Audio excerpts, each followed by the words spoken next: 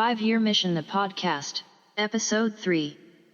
This week's episode of 5-Year Mission, the podcast, is brought to you by Fansets, the place for amazing pin collectibles.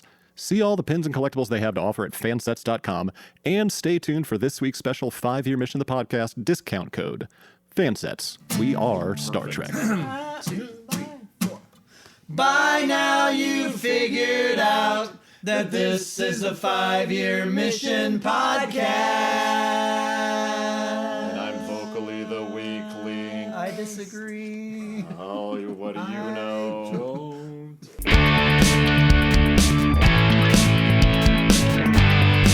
Welcome to episode 3 of 5-Year Mission, the podcast. We've lasted 3 episodes, so it's always a good sign. Today, we are going to be continuing something from another network that we did quite a few years ago, but then we all got lazy and busy. There was a string of episodes over on the Tricorder Transmissions Network entitled What Are Little Songs Made Of? It was where we covered the background of each and every song in order that we have done so far. We covered all of year 1, so tonight we're going to continue What Are Little Songs Made Of over here on the Trek Geeks Network on 5-Year Mission, the podcast. Tonight, we are going to be starting with the first track off of year 2, which is the Galileo 7. Awesome opening track, written, of course, by my guest tonight, Mr. Noah Butler. And we are also joined by my co-host, Mr. Mike Rittenhouse. And we're joined by Andy Fark. Oh yeah, myself. Hi, I'm Andy Fark. I'm your host. One of the hosts for 5-Year Mission, the podcast. But I am the most talkative out of the bunch. Yes, he is. That's why I make the not big bucks. So you watched the episode today, Andy, in preparation? Season 1, episode 17, the Galileo 7. I was at work, and I basically just listened to the episode. I would switch over to my other screen every now and then, and just to see Ferris come in all annoyed. Sure that's not episode 16? It's episode 17, according to Netflix. Interesting. But it's also because they start off season 1 with the cage, like on the DVDs. Do they? They do. Okay. Are you trying to prove me wrong? Are you already doing the corrections and retractions portion of the show right now?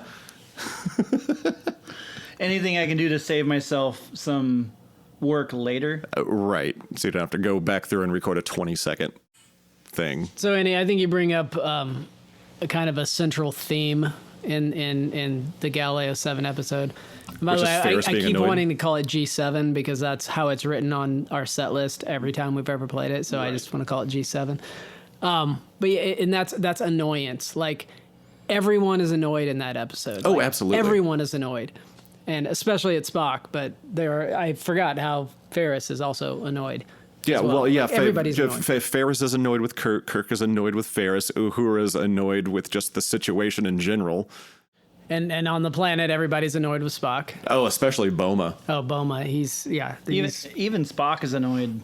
Spock is annoyed mainly because he tries to work through all the problems in his first command with logic, but he's like, this can't be right. I did every logical step, and for some reason, it didn't work. It's like sometimes you kind of go with feeling. You got to be a little irrational sometimes. But in the end, he does it though. He's the one who saves the day.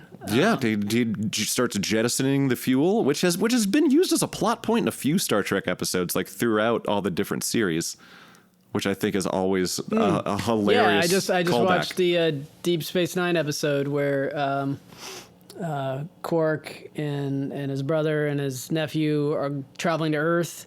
Mm-hmm. And they've smuggled some sort of something on there. Yeah. And they go back in time and land on Earth in the 40s or something. Cousin Gala. That's right. But they have to jettison whatever this highly volatile substance is to like get them back in the right time. I'm sure it's some kind of tachyon or chronoton something or other. I forget it. We need to look profits. it up. Do we have a fact checker on the show at the end? They'll come back and they go, Mike does. Have you not listened to the podcast yet, Noah? I'm not really into Star Trek podcasts. I was going to say, we were just discussing like 4 or 5 podcasts in length when we went out to dinner before this. Was I on one of those? One of the previous podcasts? Yeah, you were on episode 1. Was I on episode 1? Yeah. Okay. And 0. And which one is this? Yeah. This is 3. Okay. Yeah. You missed 1. You missed 2. Episode 2. Yeah. All right. Anyway, so the Galileo 7. Yeah. Yeah. No, how did you...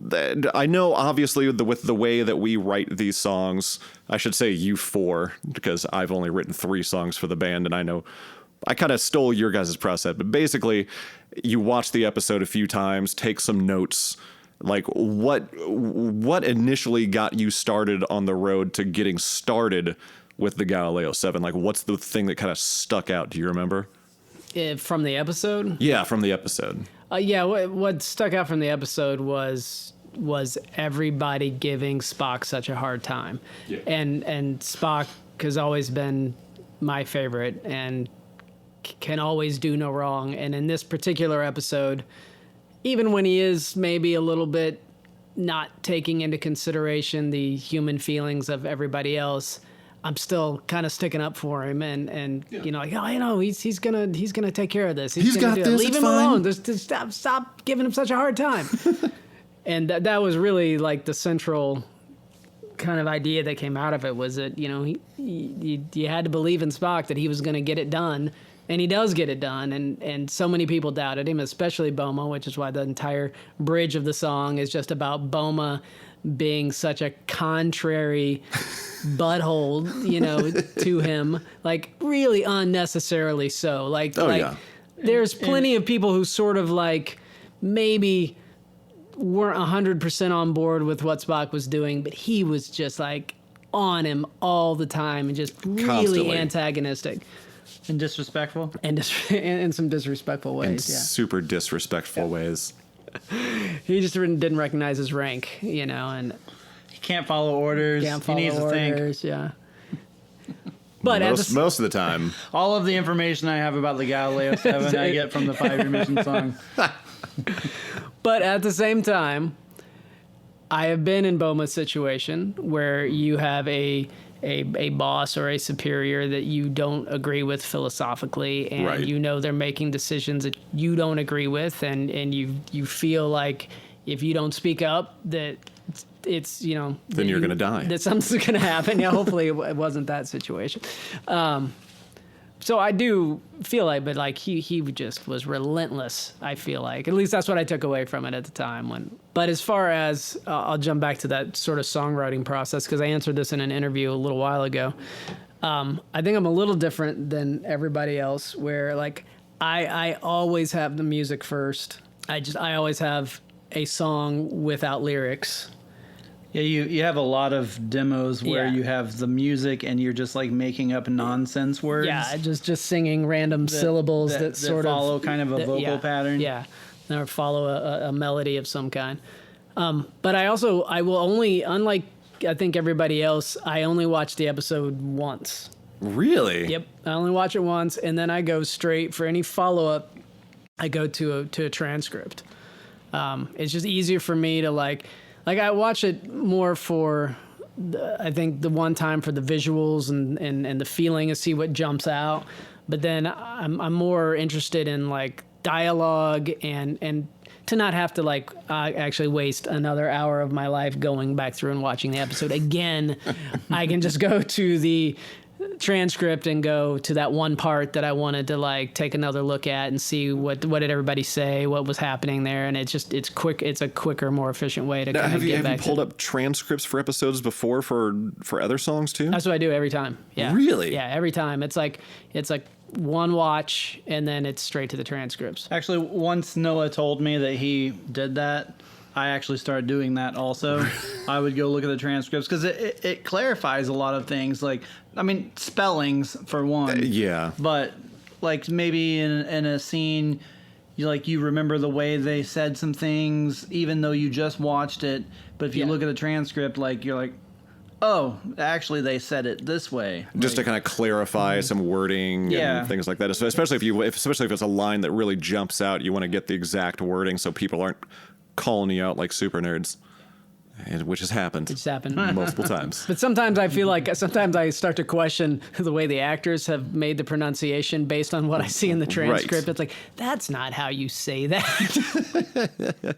Well, because I was noticing today when I was rewatching it, they say quasar like 3 different ways in that episode. They like stress a different syllable. They'll turn like a soft A into a hard A. Mm-hmm. It's like, can we get some continuity here in pronunciation here, guys? The quasar. Yeah, that's what Boma called it, was quasar. The quasar. And Kirk called it a quasar. Boma called it a quasar. And then I believe somebody else actually called it a quasar. Like put more of a S on the S. Quasar. Quasar. It's a very delicate Spanish dish from the lower regions of Barcelona. And I think that this episode was probably not one that, as a kid watching it, that really probably excited me, because it was a lot of grown-ups just talking and not a lot of action. The best parts when I was a kid were, the big giants and throwing spears and, the ape-like creatures. Whatever they were. Throwing rocks and spears and stuff.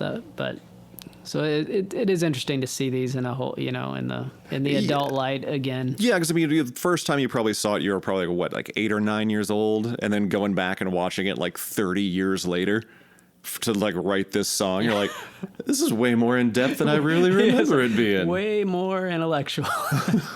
I was capable of when I was 8 years old. Well, that's the thing about a lot of episodes, though. It's like you watch like stuff from like Next Gen when you like while you were a kid, while it was on, and then you go back through and be like, wow, there's a lot more to this episode than I remembered. And same thing with like TOS. I mean, like a lot of the episodes I probably would have been my favorite as a kid are now like probably in like the bottom 15 TOS episodes for me. And like a lot of the ones that I thought were boring when I was a kid are like in like probably my top 5 or even 10. Like stuff like that, like Conscious of the King. Yeah. It's like once you realize that's like so Shakespearean and everything, it's like, now I get where they were coming from. Now, on a side note, this interview that I was doing the other day, for StarTrek.com, coming out very soon. I was reminiscing back when I was a kid and watching this original series in syndication, and I remember I had never seen the Corbomite maneuver. Like I hadn't seen it yet because it was just whatever random episode came on that until night. Last week. until last week. Yeah. Now Patrick's song makes perfect sense. At the end of the episode, they're always, during the credit rolls, they're always showing scenes from previous episodes. Yeah. And so they always show... like the quick little stills. Yeah. So they always show the still of that big head, the big alien head. Clint Howard fake-out head. The Clint Howard fake-out head, yeah. And I was just like, I asked my mom, who was the only one who knew anything about Star Trek. I was like, what is that? Like, what is that? What is that? What episode is that? I want to see. I was so... like enamored with that creepy looking head, and I wanted to see it so bad. How old were you? Like 8. Okay. And I was gonna say like 24. If you were like 11 or 12, I don't know why your favorite image at the end wouldn't be Orion Slave Vina. This is far before that. And so then when I finally did see the Corbomite mover, I was like, this episode is really boring. When is that creepy guy going to do something creepy and cool? And it was like he was in it for, the puppet's in like 2 scenes. 5 minutes of the entire episode. And I was like, oh, this is highly disappointing. Was that a good tiny Clint Howard laugh? No, your voice is way too deep. Was it? Yeah. Well, it wasn't his actual voice, though. No, but it wasn't that deep. Yeah. Oh, it wasn't that deep? Oh, no, man. I need to go still... back and watch that episode so I can get my weird Clint Howard voice down. I'm working on impressions now. Yeah, you still need to work on your... my Scotty / Miles O'Brien. Your Miles O'Brien. You got Scotty down, great. even though I'm trying miles. Show Noah. Do one. Wait, which one? Am I trying to do the miles? Do a miles so he can hear Scotty. Julian, let's go over to Quark's and play some darts. Come on, that was actually a pretty decent miles that time. That's way too Scotty. Julian. Yeah. Julian. No, the key to doing Quarks miles. and play some darts. Darts. The key to doing miles is the word appreciate. Appreciate. You gotta Appreciate. say. Yeah, you do. You gotta say. I appreciate. I can't do it. That's pretty good though. That's not, I see where you're going with that. I just went into Scotty. I was about to say, where'd you get all those self-sealing stem bolts? Have you gotten that far, Yeah. Noah? Yeah. Okay. I saw the self-sealing stem bolts. Boy, I had to say that slow. I know. Self-sealing stem bolts episode. Yes, I saw that one. So hey, Galileo 7. Yeah, how about the Galileo 7? Mike, you haven't talked much about the Galileo 7. I don't think that I actually saw the Galileo 7 until my obsessive Star Trek watch Yeah, me either. of 2007. It was more like 2009 for me. When I borrowed your DVD sets. Yeah. I talked about it in the first episode when I think when I got like kind of obsessed and watched everything. But I don't think that I actually saw that episode until then. So I saw it as an adult Okay. for the first time. So I was very entertained by the giant guys throwing spears at the shuttlecraft. Yeah, I don't think they laughable, ever, I don't think they ever actually named them. I think they just called them ape-like creatures, and they were sort of like something that they found on another planet, Yeah. but more gigantic. I also was very I think this episode suffers from some of the early Star Trek inconsistencies. Like if you watch all of Star Trek and like especially the later stuff and the new movies and everything, like there's no way that that's Spock's first command mission. Like I mean that's basically what they're saying, right? This is his first mission where he is in command. Maybe. Well, I mean, because at that point, I think we'd seen him like left in charge of the bridge before. Mm-hmm. I think this time around, it was like his first command away mission. That just still seems. It does seem implausible. Like he's the first officer of the flagship of the Federation. So- and he's been on that ship since Pike was in charge. How has he not had at least one away mission where he was in command? That's a good point. Well, I mean, he also had a brother and a sister that he never mentioned until we met them. And then... That's not canon. Oh, you hush. I will come over there and fight you right now. With fists. But then we also didn't hear about his parents until they were coming on board.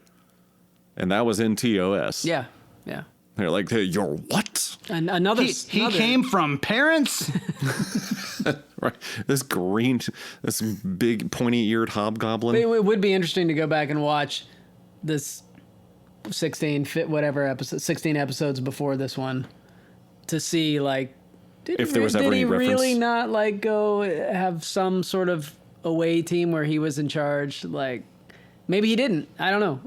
I mean, I guess if you're going with only within the episodes of the series, this is his first command. But Right. I'm even doubting that. That's what I'm saying. Like I know. I'm even doubting within those previous 16 episodes that he wasn't in charge of an away team.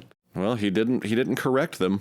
Well, yeah, because McCoy said that it must be exciting because it was his first command. Yeah. And he didn't correct him, so. Maybe he's just like, you dumb ass country doctor. Maybe it would have been illogical for him to have. Stick to your hyposprays, you moron.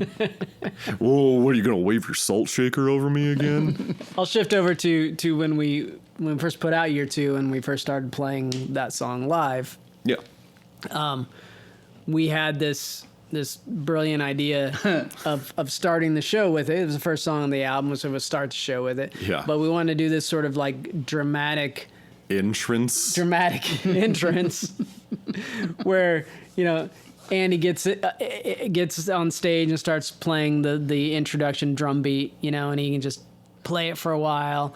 And then Michael, slowly saunter on stage and pick up the bass and, start laying in the bass line, and have that go for a while. And then, Patrick come on and start making some feedback noises and that sort of thing. And Chris would come on and stand there at the keyboards and look pretty. Keep in mind that this is the album release show. Right. And no one has ever heard this song before. Nope. And then I was going to come on last and strap on the guitar and start into that opening riff. And then it was awesome at practice. It was so good at practice. Oh, it worked so well. We thought it was amazing. And so it helped me because I don't know if I even remember all of this right, but I think I put on my guitar and kind of was trying to get the levels right, and then realized that there was no sound, the chord was bad or something. I had no sound coming from the guitar at all. Something had gone wrong. So they had already been on stage for a while, playing a good 3 or 4 minutes. drums. No, it wasn't that long. It was probably a minute and a half. If even. And so there I am scrambling then to go backstage and find another chord and change out the chords just to see if that was the problem. And it turned out it was. But it lost all its drama at that point because I'm sitting here trying to get the guitar to work. So then I plug in the guitar, finally get it to work. It's been 20 minutes. It felt like 20 minutes. Way longer than it should have been. And I go to hit the first opening chords and immediately break a string. Yep. And immediately break the E string. The string where nothing is going to sound good without that string. Just immediately snaps on the first chord. But at that point I have no choice but just to continue just hacking away and playing the song with this string that's draped and dangling over the other 5 strings. And I don't know how we not even into the first verse of the song. Yeah, it was the first time I touched it, the first stroke of the chord just snap. Everything you touch turns to shit, Noah. And because of that, I don't think we ever did it again. No, we opened with it a few times. I don't think we ever did the dramatic walk on one at a time opening thing ever again. We should bring that back. It's time for Let's a comeback. not bring that back. We gotta do that in the next show. Yeah, next show. That'll jinx Noah into having a fucked up chord. Just test your guitar beforehand. Yeah, no, it's we got to break the curse. The only way you break the curse is you keep doing it, right? Sure. Whatever. It'll be fun. All right, so. For the 3 listeners who are listening to this, if you happen to be at the next show, you know where the idea came from. You know what's going to happen, and you'll be the witnesses to see if it works or if it's forever cursed. And if we don't do it, call us out on it. Yep, call us out, fakers. Do you remember anything about when we recorded this? Any kind of weird changes that we made while we were still in the studio? Well, I don't think. I think that the big long scream at the beginning. Which, who did that? Did you do that? That was me. Okay, I couldn't remember if you did it or Patrick did it. That was me. I'm the big long scream in the very beginning, and I'm the woo in the background. Patrick does it when we play it live. Yeah. Because doing that big roll in and my diaphragm just goes all wonky. Yeah. And it would just come out as if I were to do it live. I've tried a few times and it did not sound good. So I know that was I know that was a later addition to the song. I know that wasn't originally envisioned. And in the woo, which is one of my favorite parts in the song, that was not originally envisioned. Which wound up being part of the video cutaway in the video that we shot for it. That's right. It goes the space background, big yellow letters in the Trek font. And it says woo. Thank you, Ric Flair, for that idea. One thing I remember in putting the song together in the studio was arguing over whether or not to keep the counts in. Yeah, the hi-hat counts and the stick counts, because I was like, that sounds really weird. Yeah, because you didn't like that we were leaving it in. No. But I liked that it made the song sound really flowy, organic. It just felt like, Mike's a big fan of keeping a few of those stick clicks and hi-hat things in because it makes it feel more organic. I know we've had that conversation many times. So I don't remember. It's been a long time since I've listened to the song. Did we keep Yes, any? they are Yes. in there. They are in there. Okay. I listened to it today just to remember little moments in it and try to think back to the studio. Did we keep everyone, or did we just? Was it just like Every single one? Yeah, Okay. throughout the song. Okay. I exercised my executive producer and engineer role and just left it in, and no one could really make me not. And let me give you some insight into the recording process there of year 2 as well. With those, what's funny about it is that the song is actually combined of 2 separate takes.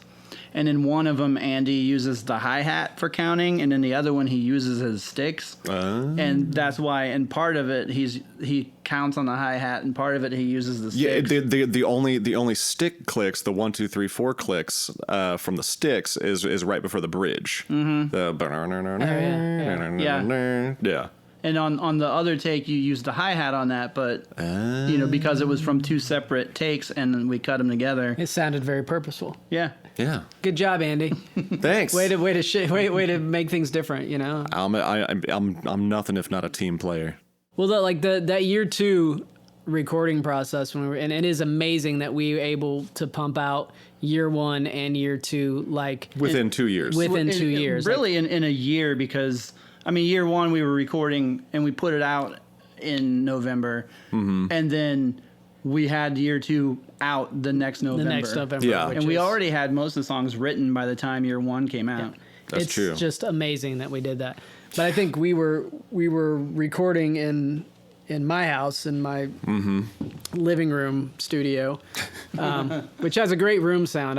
Totally does. I love the drum sound that we got on year 1 and 2. I love the room sound that had. I actually miss recording there. I really like that the best of all the places we've recorded. Yeah, it was good. And then of course we also, I just gave Mike a key to my house, so he could just come over anytime he wanted and Shower. Eat my food, and mix. You mixed occasionally, right? Sometimes I would sleep on your couch. That's right. I remember those days. So much more flexibility in our schedules. Yeah. When we were recording, and especially when we were mixing year 2, I had 2 jobs. That's right, because you ran Hero House, which we're recording in right now, and you also worked a really crappy overnight hotel I desk worked job. 3rd shift at a La Quinta, and so I basically got 3 hours of sleep each day. Yeah. And what I would That's not an exaggeration. What I would do is I would work overnight at the hotel. I would go to Noah's house and spend all morning mixing and recording or whatever, and then I would go to work at Hero House, and then I would go home and sleep for 3 hours, and then go and do it all again. Yep. And he's still alive. I'm still alive. I still remember you were super happy when you wound up. Did you quit or get fired from La Quinta? I just wasn't scheduled anymore. That's right. You're not good enough for a 3rd shift front desk job at a La Quinta in a tiny suburb of Indianapolis. Anyway, back to Podcasting. back to recording in your living room, Noah. Those were good times, though. So we have recorded in year 1 and year 2 were in my living room. And Tribbles. And Tribbles. Yeah. Were at my house. Year 3 was in my basement. Year 3 was in your basement. Mm-hmm. Spock's Brain in year 4. Spock's Brain and year 4 are both in Patrick's basement. Patrick's basement. And Hero House. Yeah. Really. Yeah. We pretty much only did the drums. Yeah. A lot of times. And Some guitars. Some and guitars. Stuff, but we did a lot here. So I remember back when we were working on year 1 and everyone was kind of starting to write songs for year 2. I came over to Noah's house and got there a few minutes early before practice. And he's like, I got something to show you. And so we sat on his couch and he pulls out his beat up old acoustic and he starts playing Galileo 7. And he's playing the chords for me and I'm like, oh, that's pretty cool. And then he starts singing some of the lyrics he had, and he plays through a verse and chorus, and I'm just like I didn't literally crap my pants, but I was like, You figuratively crapped your pants. I was like, Noah has just upped the bar for this entire album because it's the opening track. Yeah, it's like a hell of an opening track. I think it's my favorite opening track thus far. I have no memory of that. Like I don't You don't remember that? at all. You don't remember Mike crapping on your couch Well, yes, after pulling your penis out? Figuratively. Oh, and literally. But that was a different time.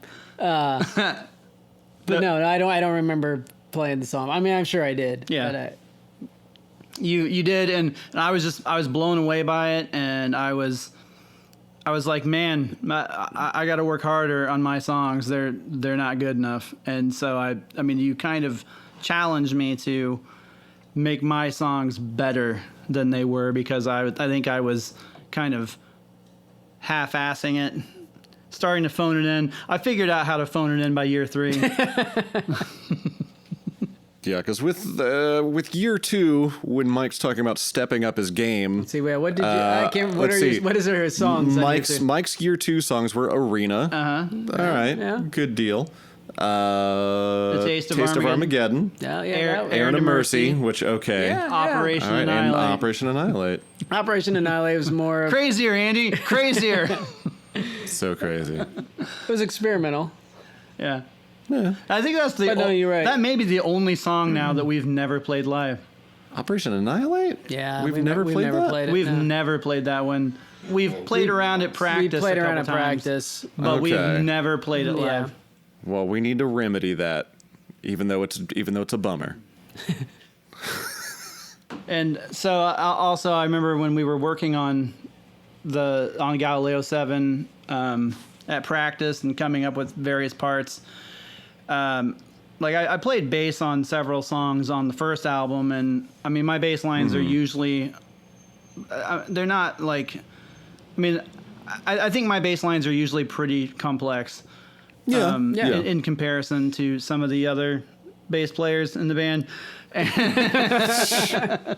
And In case everyone forgets, everybody but me in the band also plays bass.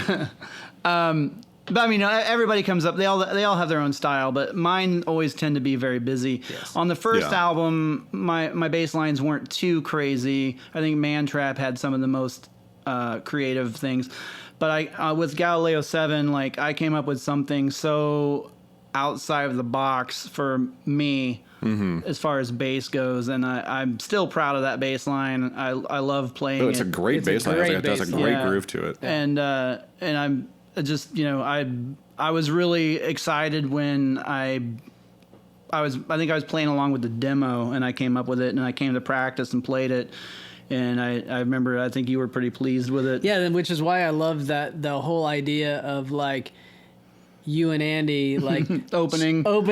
and starting that, because you just get to hear that bass line go for a while, which like unless you're like really into bass lines and really listening to it, like it's awesome, but it's not the prominent Yeah, thing. you might not pick it You out might not pick when it you're out, listening right? to the song. Especially if you're not like that's what you're looking for. But now, thanks to this podcast, people are going to go back and listen to that They will. song and Let's pay hope so. attention to the bass Let's line. hope so, because And witness the genius of Rittenhouse. Badass. Classic Rittenhouse. Classic bass in house. Well, I think these what are little songs made of. Like, there's a lot to talk about. Yeah, I always, That was one of my favorite. Like, Yeah. I love that idea, and it's one of the things I think we should do. I felt like when we went through the songs on the first album, on the tricorder transmissions, I felt like we didn't spend enough time. Like each one was only like 4 or 5 minutes, Yeah. or whatever. And Yeah. we're like, well, let's move on to the next one. I'm like, but I've got like 20 more minutes of stuff to talk about You this did. song. So we're gonna talk about Another live experience with Galileo 7 to show you just how badass not only But this song is, but Mike's bass line. Speaking of Mike's bass line, how fantastic his bass line is. We need to set the scene first. Go ahead. So and I'm going to interrupt with some details that you're probably going to leave out. But this is Gen Con. I'm not even sure what they're talking about. This is Gen Con, I believe, 2013. So they asked us to play at this event for Gen Con that they're holding in an arcade. Ew. In the Circle Center Mall. I'm not saying ugh because of the arcade. I'm ughing about the parking. Yeah, we'll get to that. That's why I want to set the scene. So we're all, we're excited. We get our set list together. We're playing with a band called Band of Orcs. Yes. Yep. And apparently they dress in full orc battle armor, Gwar level costumes with all this stuff. It's amazing looking. Yeah. And so and it's just like scream core metal, black metal. Yeah. Yeah. So this is at an arcade. So they've made room in the arcade, and they've erected a stage, and and several people showed up to it. It was in the evening. It was 8:00 at night or something. Mm-hmm. So we get there, and there's parking in the bottom of Circle Center Mall, which is in the heart of downtown Indianapolis. Yes. Sorry for people who aren't from Indianapolis. Who aren't local. Sorry. Locals only podcast listeners. And so, we all arrive at this place where we're parking, and we pull in, and we're like, what is that smell? Before you even get out of the car and your windows are all rolled up, you pull in, you can already smell it. There were 3 restaurants that all shared this weird parking garage area that also had all of their dumpsters in there. I had a shirt inside my car that I had to throw away by the end of the night because the smell of the dumpsters had soaked in through my closed windows in my car. So yeah, we get out of our cars and we're getting our gear out and we're like, oh my god, it's like gag level. Yeah, it was disgusting. It was so bad and so strong. Like you could taste it. And it was August, so it was hot, humid. Yeah, hot already garbage. Hot garbage. Literal hot garbage. Literally breathing in the fumes of hot garbage. So we hurry to the lift. Are you British? Yeah. The lift. We hurry to the lift. And sorry, it was a freight lift. Yeah, a freight lift.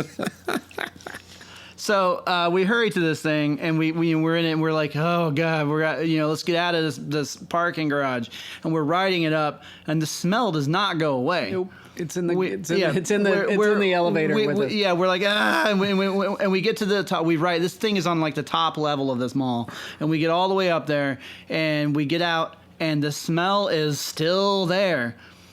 So we take all of our gear in, we get it set up, and the whole place stunk at this garbage. Yeah, I don't know what was. I don't know how they stayed in business. Yeah, I don't know what their problem was, but I hope they fixed it by now. So they have. I've been back there since. It didn't smell like hot garbage the last time I was there. Yeah. It smelled like popcorn and small children. So we play this show there, and there's a decent crowd. Yeah. And I think Galileo 7 was about halfway through our set list. Mm-hmm. And we get to that first spot in the song that has that big crash. And I hit, and I always hit an open E on that note, and I hit it, and my string just goes blah. Yeah, and on a guitar, it's a little easier to get away with faking it, missing one string, but on a bass, especially if it's the high E string. No, it was the low E. It was the low E string. Okay. Yeah. On the bass, it was the biggest string on the top. The most played string on a bass, probably. String. But let's also pause for a moment to just talk about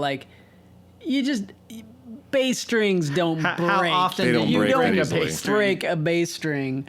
But somehow you broke a bass string. Yeah. And more than once actually on that same song. On that same song. So my string breaks. And I don't recall if we actually finished the song or if I had stopped you guys. I think I tried to finish the song without having several key notes. It sounded like crap. Yeah. And so after the song, I we were like, what are we going to do? Because we didn't have any strings to replace the broken string. Because who brings extra bass strings? Nor an extra bass maybe guitar. professionals. And so we were like, where are the band of orcs? Can we borrow your bass? And so they were in this room off to the side of the arcade. Like it was like their break room or something. And they were just like in there getting their makeup and stuff ready. And like we asked a couple times and the people finally pointed us over there. And so we look and this giant arm with like spikes and whatever like reaches out the door holding this big ass bass, 6-string Yeah, bass. It's like shaped like a battle axe or something. Oh man. And we were like, okay, so we grab this bass and we go and bring it up and start to play it. And luckily for me, I think I was playing bass on the next song. Like the next song, I'm playing bass. So they hand me this bass that's like twice the size of my body. Yeah. And it's got an extra string on it, which I'd never even heard of. Like I don't like. I'm not. It is so confusing. And there, like 3 people are trying to explain to me what this means, what this extra string means, because I'm just thinking like, oh, maybe it's the top string, and I don't even have to play that top string, and I just play it like normal and ignore that highest string. And they're like, no, it's the lower string that is the extra string, and it's a different note, or it's a different and I'm like, what? And they're like, well, just don't play the first string. And I'm like, that's super confusing. Right. Oh my god, that's so confusing. Well, and it was confusing for all of us. Every one of us had to play that bass on at least one song. Oh, that was fun. And it was like, wait, which string do I play? Because all instincts just go out the window because you have like such muscle memory for songs. And then you're like, wait, no, I got to play the second string down, not the top string. No. And I got home from that show that night, and normally coming home from a show, even when we used the all the bars in Indianapolis, they've banned smoking several years ago. Mm-hmm. But even before that, when I would play at a bar here in town and I would leave the bar and I would stink, like smoke and whatever from the bar. Like even then I would go home and I would just, throw my clothes on the laundry and go to bed and shower the next day. But coming home from this show, it was like 3 a.m. when I got home. I walked in my house, went straight, I walked in the side door and the basement door was right there. So I go straight down the basement to the washer and dryer, take everything off, including my shoes, and put them in the washer. I did the exact same thing. Then I go upstairs and I get in the shower, and I shampooed 3 times, and I still smelled it on me, even after that. Because it's the type of smell that would get stuck in your nostrils. And it was in my car for 2 weeks. Mm-hmm. Oh yeah, the inside of my car smelled like hot garbage for 2 weeks. There was nothing to be done about it. Yeah. I'm surprised it ever went away, but it did. It eventually went away, or I just got used to it. I don't know which. So the Galileo 7. You got anything else on your notes? Oh yeah. Yeah, we talked about everything except for the awesome music video. Which, okay, so... It was the very first music video we ever did. It was our first music video. First live-action music video. video. We had put out several... clips of episode videos for... I mean, we put out basically all of them for year 1. And 2. And we did all of them for year 2. And maybe 3. Most of them for 3. I think so. I think we kind of gave up around there. So we get this opportunity. A friend of ours and a fan of the band, Joy Hernandez, offered to film and edit this video for us, and she had pretty much a vision of what she wanted, and asked us for our input and our ideas. So we all meet down here in Fountain Square and just kind of make this video up on the spot. Yeah. And we're running all over Fountain Square in full uniform. And it was hot. It was the middle of summer. It was pretty hot, but those were our old uniforms. And they're old uniforms, they weren't our almost 100% polyester. Yeah. And I remember the first scene in the video is us on the fountain in Fountain Square, and they had just built this thing the year before, and it has these weird rock like broken rock formations on it. And so we like imitate beaming in, and we're like climbing on these rocks, and it was just... And there's traffic that runs really close on either side. On all three sides. On all three, yeah. It's actually like a triangular island in the middle of traffic. So the idea of the video is we beam in and we kind of run around and explore the neighborhood, and then we run into a Mugatu. Well, no, first, Jennifer, Chris's wife, got kidnapped. Oh, right. By the weird Mugatu-esque creature. Yeah. He was... Because he was wearing like an ape outfit with like a unicorn horn, with a horn attached to it, so is that the first Mugatu or the second one? Because it was two people. Yeah, right? that was the first one. So there was a guy who volunteered to be in the video, and he brought the costume. Yeah, he was known around town as like a cosplayer. Yeah, and he could toss together some like original things too. And he was older and a much larger person, so he ran out of juice really quick. It was hot. It was very hot, but by the end of the evening, we were very concerned about him. Yeah. And so Jason Banbury from the Yavin 4 before the Yavin 4 existed. Right. I forgot that was who also in the video is the guy that's in the Darth Vader mask. Yeah, he showed up and wearing Darth Vader to be in the video, and so he volunteered to be the Mugatu, and I'm so glad he did, because the end of the video is us fighting the Mugatu, and it's like a wrestling match type thing where we're all like going in and trying to attack him, and he like beats us up. I punched him in the balls. Now, I can't imagine how arena like that scene would be in the video if the other guy had played the Mugatu for the entire time. Yeah.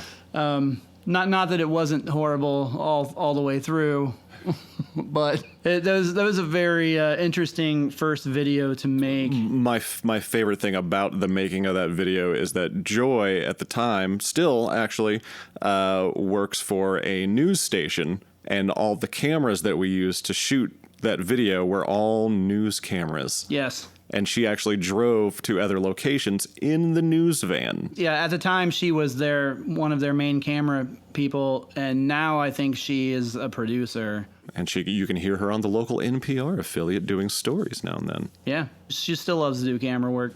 And murals. What was your memory of that video, Noah? Was it Patrick falling? I forgot. That was pretty funny, for sure. Except when he actually was hurt. Well, I just find, like, going back and watching it now, I mean, clearly it was our first video and we were just making things up on the spot, and it was, and it's pretty silly. I remember Noah showing up to the video shoot with a freshly buzzed head. And I was like, what did you do to your hair? Yeah. If you watch that video, his hair is so short. It's summer, man. Fresh. It's summer, man. It's hot. But I guess watching it now, like, I just look back, and what's great to see is all of these people, even Banbury, which I completely forgot about, was part of it. But, like, I see people is it Jesse and Gabby? These like old people that we hadn't seen. Haven't seen for years now. People that we haven't seen in 10 years, or a long, long time, who were fans at the time and were in the video. It's just fun to see those people, like seeing Wayne. I forgot Wayne was in it. He ate my ice cream. He ate your ice cream. Yeah. It's fun to see all these friends and fans who were there and part of it at the time. That's fairly heartwarming. Seeing the two people in the window at the barbecue place across the street, like taking pictures on their phones of us. Yeah. that was really the first time that we like walked around town in full uniform. Yeah.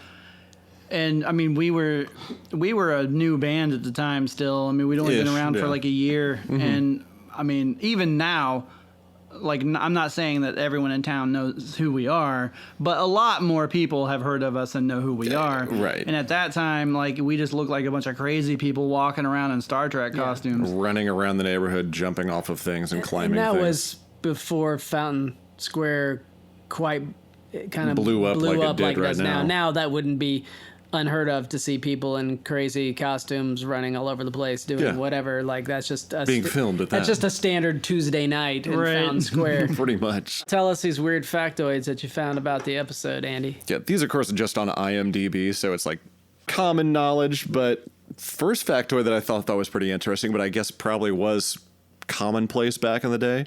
The shuttlecraft was built by AMT, the model company, in exchange for them gaining the rights to make the plastic model kit version. Which they made. They were the only company to make models of Star Trek for like 30 years. Mm-hmm. I think finally in the 90s they gave up their contract or whatever. Yeah. After this episode was filmed, no new shots of the shuttlecraft miniature were taken, and every shuttlecraft model shots used in the series were stock footage from this episode. You know, which reminds me of another little factoid. I don't know if it's on your list, but the story of what happened with the Galileo shuttlecraft. Oh, yeah. Actual the prop. Actual prop, yeah. That story is really interesting and kind of almost sad in some points, but it's kind of like it, has a happy ending. Yeah. The shuttlecraft, like one of the NBC executives or whatever, like, and when the show was over, they took it home and put it in their yard for their kids to play in, and it was like a clubhouse. And it was there for like 20 years or something, like through all the weather and everything. And then finally, like it was shipped off to like a junkyard, and someone else found it there and like moved it to another location. And then finally, like 10 or 15 years ago, somebody tracked it down. And didn't they get it from satellite photos? They like spotted on like Google Earth or something? They found it in a junkyard. With satellite, with Google satellite. Really? Mm-hmm. And they were like, so they tracked it down, they bought it from the junkyard or whatever, took it home, and completely like refinished it, like put it back in original condition. And now they tour it around to various places, like conventions and stuff. Like that's just an amazing story to me, like, of what happened with that prop. Like, it's just very, it's crazy what it went through and that it still exists. That is, especially that it still exists. All right, what's your next fact, Andy? Yeah, the guy that played the giant ape-like creature, his name was Robert Big Buck Maffei. And he was only, I like that, I say only before this, he was only 7'1". But they had to make him look bigger by like making those giant shields and the giant spears and everything. Only 7'1". Yeah, I love how like he throws the spear, and then they cut to the scene of them, standing in front of the Galileo, and like this other gigantic looking spear that doesn't even match the other prop. It's like so like cheap looking. Just like flops in, and it like looks like rubber. We throw another spear. We're out of spears. I'll just glue this paper plate to this broomstick. It's fine. We just talked about how we made those the show videos with like the scenes from the episodes. Yeah, the clips. Yeah. And I remember like Noah made one for Galileo 7, and I was blown away by his video for it because his editing like went so well with the music. And my favorite thing in the whole video is the thing that you were talking about earlier, Andy, where Scotty's putting that wrench on the battery and getting the sparks. I forgot how much I love that scene. and where he's like electrifying the outer shell. In Noah's video, the spots in the song where we stop, with the counts, one of the spots, Scotty's doing the spark, and it like freezes for that, and it was just so cool looking. I was like, oh man, now I have to up my video game too. I was all about getting you guys to up your games. Yeah. And then Noah's a bar leveler. I don't think I do that anymore, do I? And then he wrote that Tribble song, and then there was no challenge anymore. It was all downhill from there. Yeah. It was like, we don't have to work that hard. Yeah. All right, you got a good review of Galileo 7 there, Noah? Well, I don't know. But it does start, I was disappointed. Mostly, I just find the writing weak. Specifically, I find everyone behaving out of character. Their actions defy reason. If anyone thinks for 2 seconds about anything they do, you realize that in a real situation, almost nobody would act this way. Some examples. Boma and the other landing party insisting on having a funeral while a 10-foot bloodthirsty caveman is practically destroying the ship. During times of crisis in human history, we've heard of numerous cases of people not only abandoning all tradition when faced with death, but going so far as to resort to cannibalism to survive. Yet this crew is up to arms when Spock suggests that they can't have full funeral service and burial. 2. The landing party is far too quick to turn on Spock. It is pointed out that some have to be left behind in order for the ship to take off. Parentheses, not enough fuel to support the full weight of the whole crew. Seems obvious to suggest some stay behind. Would you rather everyone die? Yes. Yet they immediately jump on Spock for suggesting the obvious. 3. Oh, now's your big chance, Spock, McCoy says sarcastically. You always thought logic was the best basis on which to build command. Already busting his chops, and he's just trying to repair the ship. Why? They're immediately out to get him. I don't really think people would behave this way and would more likely at least attempt to stick together. Let's not forget that they have already been on so many missions together. Would they not have at least a small amount of sympathy for each other? Instead, they are immediately at each other's throats. The pattern of unreasonable behavior to Spock continues through the episode. That's true. 4. When the ship finally does reach orbit, everyone takes pot shots at Spock again. I find it poor writing that they wouldn't have at least one character be sympathetic to Spock. It would have made for more believability and more realism. Instead, everyone seems to have the same opinion. I mean, couldn't they have had the yeoman stick up for him a little bit? 5. Eventually, Spock does have save the day twice, and ultimately makes a decision that leads to their rescue. Do they apologize for being total assholes to Spock throughout the journey and show some gratitude for the difficult decision he had to make? No. The episode ends with everyone laughing at him. Not just a few chuckles. Literally, the whole crew is doubled over in the most phony and forced laughter that I have ever witnessed. Not only is this the pinnacle of cheese, but it just makes no sense. Of course, it does make for great comedy to see such a poorly executed finale. All right, I've vented enough. It was still fun, but man, I cannot get why anyone would give this episode anything more than a 6 out of 10. This person gave it a 5. If all Star Trek episodes were this frustrating, I definitely wouldn't have bought the season on DVD. Luckily, many episodes are much more entertaining. Speaking of mini episodes being much more entertaining, that is going to wrap up episode 3 of 5-Year Mission, the podcast. I've been Andy Fark. That over there is Noah Butler, who wrote this song we talked about all night, which you'll hear at the end of the episode.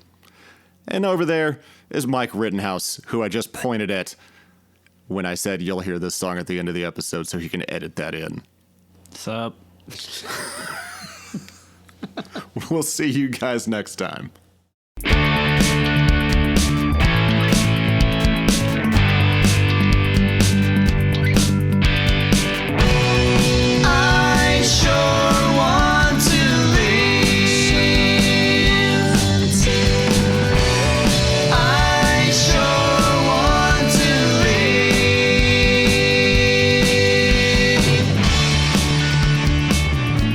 Thank you for listening to this episode of 5-Year Mission, the podcast. If any of you are interested in listening to more of our music, you can check us out on YouTube or Spotify or iTunes or pretty much anywhere that you can listen to music. Just search for 5-Year Mission and we should be the first thing that comes up. If you would like to contact us in regards to the podcast or anything else that you want to talk to us about, you can email us at 5yearmissionband@gmail.com. And for more information about the band, you can go to 5yearmission.net and also follow us on Facebook, Instagram, and Twitter.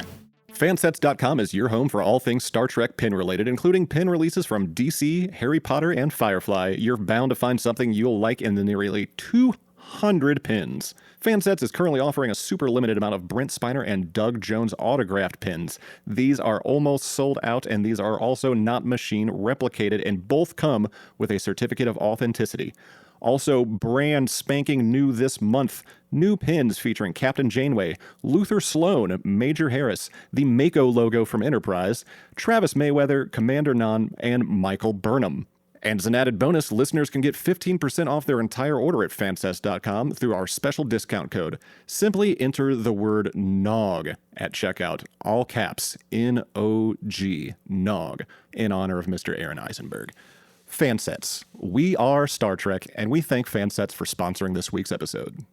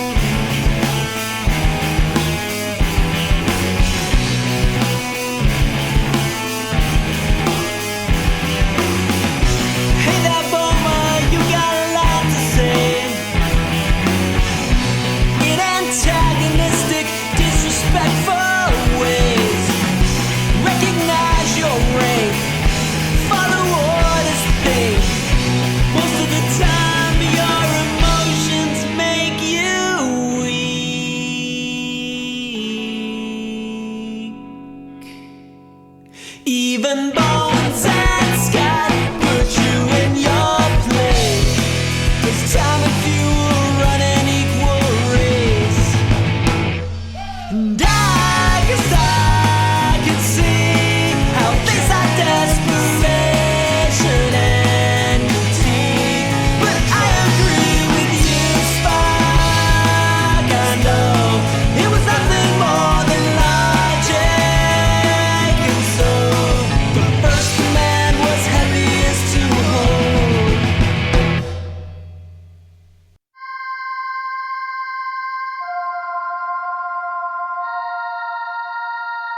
On the next 5-Year Mission, the podcast, join us as myself, Fark, Mike, and Chris all play a little game of Icebreakers, the classic party game. We'll each be picking some questions, learning a little more about each other. Some has to do with Star Trek, some don't. You're going to listen to us and learn some weird things. Stay tuned.